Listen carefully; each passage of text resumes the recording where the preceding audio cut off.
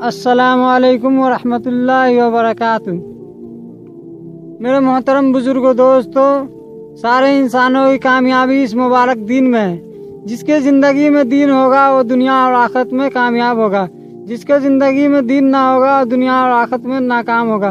حضور صلی اللہ علیہ وسلم کی صحبت میں رہ کر صحابہ کرام رضی اللہ عنہ بہت سے صفات سیکھے۔ ان میں سے چند صفات پہ عملی مشق کرنے سے دین پہ چلنا آسان ہوگا۔ وہ صفت یہ ہے: نمبر 1، ایمان۔ ایمان سے یہ چاہا جا رہا ہے کہ ہمارے دلوں کا یقین صحیح ہو جائے، ایک اکیلے اللہ سے ہونے کا یقین ہمارے اندر آ جائے، غیر اللہ سے ہونے کا یقین ہمارے اندر سے نکل جائے۔ ایمان کا مطلب یہ ہے، ایمان کا کلمہ یہ ہے کہ لا الہ الا اللہ محمد رسول اللہ صلی اللہ علیہ وسلم۔ اس کا مطلب یہ ہے کہ کسی سے کچھ نہیں ہوتا سوا اللہ کے۔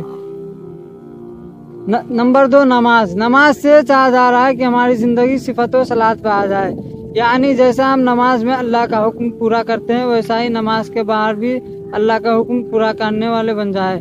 حدیث پاک کا مفہوم ہے کہ جو شخص 5 وقت کی نماز 5 وقت کا نماز پابندی کے ساتھ پڑھتا ہے، اللہ ان کو 5 انعام دیتے ہیں۔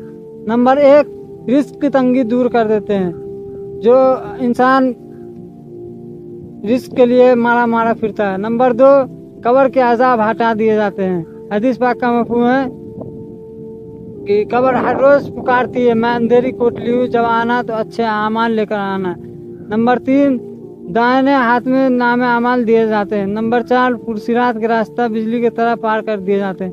نمبر 5، بغیر حساب کتاب کو جنت میں داخل کر دیے جاتے ہیں۔ نماز حضور صلی اللہ علیہ وسلم کی آنکھوں کی ٹھنڈک ہے۔ نماز شیطان کا منہ کالا کر دیتی ہے۔